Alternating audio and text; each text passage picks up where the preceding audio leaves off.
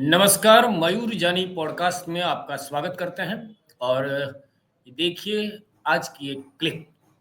हमारे जो प्रधानमंत्री 3 ही महीने में अचानक से, अभी कुछ 2 महीने मुश्किल से हुए, कहा था उन्होंने कि वो जो छोटी आंखों वाले जो गणपति होते हैं ना, उसको मत खरीदिए। अब ये छोटी आंखों वाले जो शी जिनपिंग है, उनके साथ इतना झुक के सलाम दुआ करने की जरूरत क्यों आन पड़ी है? ये अगर आप थोड़ा इस पर, आप पहले सबसे पहले यहाँ पे शुरू करें। जी हाँ, देखिए, सबसे पहले तो मुझे इस बात का दुख है कि 20 जाबाजों की गलवान वैली में शहादत हुई। उसके बदले प्रधानमंत्री ने कहा कोई घुसा हुआ नहीं है। पहलगाम का नरसंहार हुआ, उसमें 26 निर्दोष भारतीय शहीद हो गए। पुंछ में 17 निर्दोष भारतीय, जिसमें अधिकतर बच्चे थे, वो शहीद हो गए।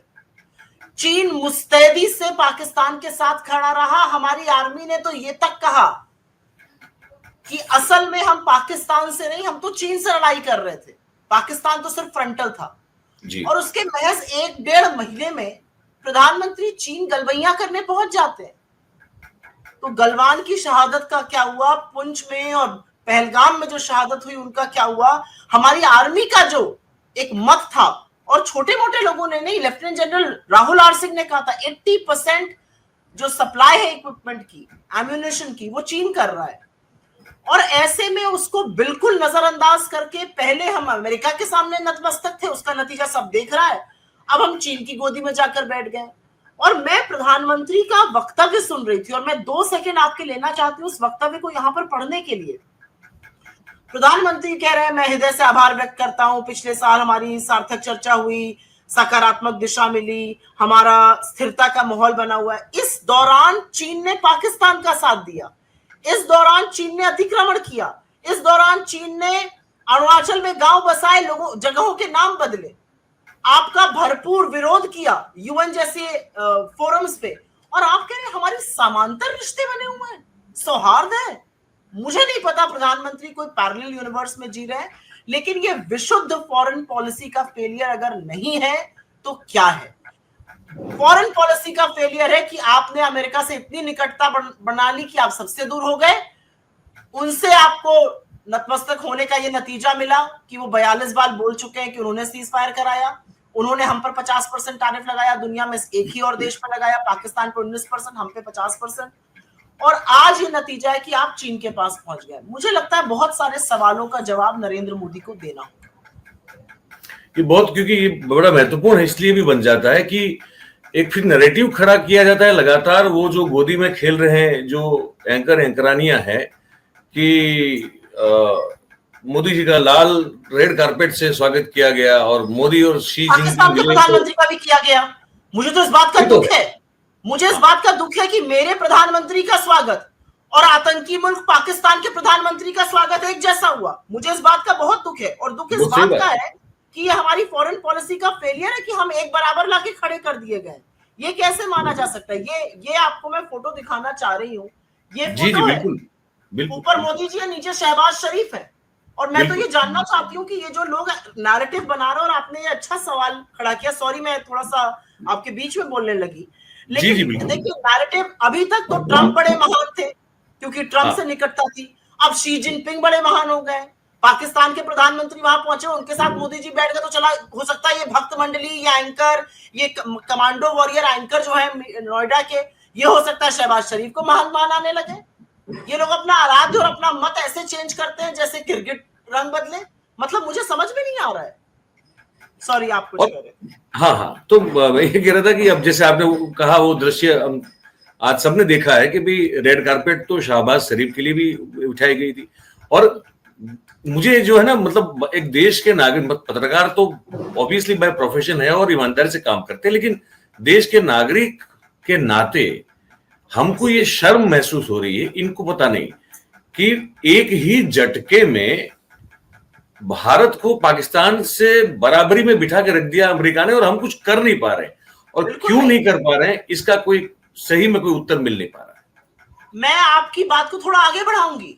हमारे समकक्षी लाकर नहीं खड़ा कर दिया पाकिस्तान को। आज पाकिस्तान की हैसियत दुनिया में बढ़ गई है। पाकिस्तान को यूएन की एंटी टेरर कमेटी का अध्यक्ष बनाया जाता है। मतलब आतंकी मुल्क जहां पे मसूद अजहर और हाफिज मसूद जैसे लोग रहते हैं, जहां पर दाऊद इब्राहिम है, मतलब बिल्ली जो है वो दूध की रखवाली कर रही है।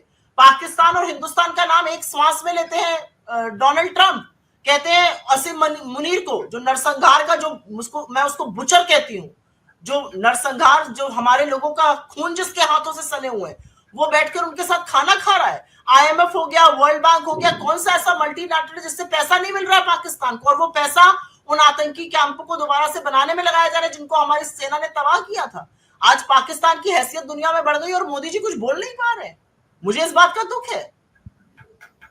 और मैं मिश्री साहब की प्रेस कॉन्फ्रेंस सुन रहा था, आपने भी सुनी होगी, कि जो बायलैटरल बातचीत हुई मतलब शी जिनपिंग और मोदी साहब के बीच में, तो यहां मुझे कहीं वो सुनने को नहीं मिला कि भाई हमने, जो हमारे, आपने बहुत सही फरमाया कि राहुल सिंह साहब जो थे उन्होंने खुलकर जिक्र किया कि एक तरह से हम तो प्रॉक्सी, चीन हमसे प्रॉक्सी वॉर लड़ रहा था इंफॉर्मेशन को लेकर, इंटेलिजेंस को लेकर, और एम्युनिशन और बाकी हर चीजों में चीन पाकिस्तान के पीछे खड़ा था। तो आज इस स्टेटमेंट में सुप्रिया जी मुझे तो कहीं वो बात सुनाई नहीं दी कि भाई इस बारे में भी प्रधानमंत्री ने अपने 56 इंच का सीना बिल्कुल और चौड़ा करते हुए और आंखों में बिल्कुल सिंदूर भर के शी जिनपिंग को कुछ कहा हो कि भैया तुम्हारी हिम्मत कैसे हुई कि तुम ये पाकिस्तान को इतने सपोर्ट कर रहे थे। ये हुआ है क्या? पता नहीं ये हुआ है क्या? प्रधानमंत्री टीवी एंकरों को डायलॉग बाजी करते हैं, मेरी नसों में गर्म खून दौड़ रहा है। क्या हो गया? वो खून पानी बन गया। शी जिनपिंग को देखकर आपने ये नहीं बोला कि आपकी हिम्मत कैसे हुई कि ऑपरेशन सिंदूर में हिंदुस्तान के खिलाफ खड़े थे? आपकी हिम्मत कैसे हुई कि आप इंटेलिजेंस और सारा नेटवर्क प्लेटफॉर्म पाकिस्तान को दे रहे थे? पाकिस्तान के कमांड सेंटर में चीन के लोग बैठे हुए थे। ये कहने की हिम्मत ही नहीं है। असल में दिक्कत की बात देखिए मयूर भाई ऐसी है, दिक्कत की बात यह है कि जब गलवान हुआ और लगा कि अब लाल आंख दिखाई जाएगी, क्योंकि चीन से जो प्रगाढ़ता है मोदी जी की वो सबको पता है, वो खुद कह चुके हैं। 30 बार वो चीन के राष्ट्रपति से मिले, या तो वो गए या ये आए हैं। साबरमती के तट पे उन्होंने झूले की पींगे ली है, फिर महाबलीपुरम में नारियल पानी और शहनाई सुनी गई, वो सब बातें छोड़ दीजिए। मैं कुछ और कहना चाहती हूँ। जब गलवान हुआ और हमें लगा कि यथावत स्थिति बनेगी, अभी तक अप्रैल 2020 की यथावत स्थिति नहीं बनी है। जून 2020 में हमारे 20 जाबाज की शहादत होती है। प्रधानमंत्री मोदी क्लीन चिट देके कहते हैं कोई घुसा हुआ नहीं है, और उसके बाद आंख में धूल झोंकने के लिए आप टिकटॉक जैसे ऐप बैन कर देते हैं। लेकिन चीन से आपका जो धंधा पानी है वो रिकॉर्ड हाई पर है। $100 बिलियन का ट्रेड डेफिसिट है। हम चीन की सेना को पैसा दे रहे हैं, आओ हमारे अतिक्रमण करो, इतना हम चीन से खरीद रहे हैं सामान। तो मोदी जी किस मुगालते में रहकर बात कर रहे हैं? आप इंडिया का जो इंटरेस्ट था वो अमेरिका के सामने नहीं डिफेंड कर पाए। अमेरिका की हिम्मत कैसे हुई कि हमारे लोगों को हवाई जहाजों में भरकर बेड़ियां और हथकड़ियां डाल के यहाँ पे खदेड़े? कंबोडिया जैसे देश ने मना कर दिया, उनको नॉर्मल प्लेन से, सिविलियन प्लेन से भेजना पड़ा। नेपाल में सिविलियन प्लेन से भेजा, हमारे यहाँ मिलिट्री प्लेन में ठूस कर भेजा गया लोगों को। तो आपने ये वीडियो यहाँ तक देखा, इसलिए आपका बहुत बहुत धन्यवाद। और यदि आप इस विषय का पूरा वीडियो देखना चाहते हैं तो हमारा जो मुख्य चैनल है मयूर जानी ऑफिशियल, उस पर देख सकते हैं। और ये हमारा दूसरा चैनल है, तो आप इसे भी सब्सक्राइब कर लें। बस इतना ही। भारत माता की जय।